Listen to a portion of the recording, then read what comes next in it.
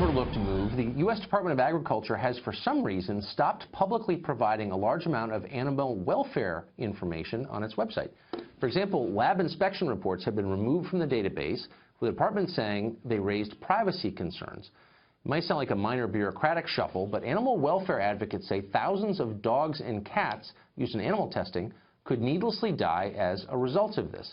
Kevin Chase is the vice president of the Beagle Freedom Project, an animal welfare group, and he joined us in the studio yesterday along with his beagle called George. Watch. Kevin Chase, thanks for joining us. Thank you. So if I've got this right, USDA has taken offline, among other things, inspection reports, animal welfare reports that were available to the public, and they're doing this in the name of, quote, transparency, kind of an Orwellian spin on it. Why did they do this, and what are the implications of it? Why they did it is anybody's guess. It's clearly not in the name of transparency.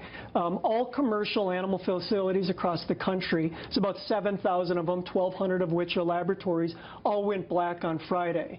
Organizations like ours, government watchdog groups, the press, relies on this USDA database for our work. And our charity alone, we use this database every day to identify which laboratories are using dogs and cats so we can reach out to them saying, when you're done with the research, we will take a dog just like George Washington, who came from a laboratory here in the area, and we'll provide him a great home. But we have to be able to know who has these dogs. And without this database, it's complete silence. And so what happens, I hate even to ask this question because it's so upsetting, but what happens to the dogs if no one takes the dogs? They're summarily killed. That is the standard operating procedure in a lot of places. And so if they don't get an invitation from a rescue charity like Beagle Freedom Project, then sadly many of these dogs do die. So just to be clear, and I'm very pro animals, yeah. Some of the animal rights groups are lunatic and resort to violence. Mm-hmm. And so you're not one of those. I mean, you're not planning to go attack a testing facility or firebomb anything. Beagle correct? Freedom Project has existed for 5 years, and we've worked with laboratories in 36 states and 8 countries. We've rescued well over 1,000 animals from laboratories, given them a second chance at life. And a part of our program, too, is we follow up with the researchers that actually gave us the dogs, showing them pictures of the dogs in the new homes. Because our message is this: no matter where you fall on that animal testing debate, whether you think it's a tragic necessity or a moral atrocity, there's a common middle ground, and that's we should be able to find homes for the survivors. And without this USDA database, we don't even, if a lab opened tomorrow, a university starts using dogs tomorrow in Virginia or Maryland or anywhere else in the country, we won't know. We won't be able to approach them. So clearly this was a result of lobbying by somebody, and the interested parties are probably pretty obvious. I wouldn't want to speculate beyond that. And this often happens in transitions between administrations. People have their pit issues, and they use the first couple of weeks to get them through.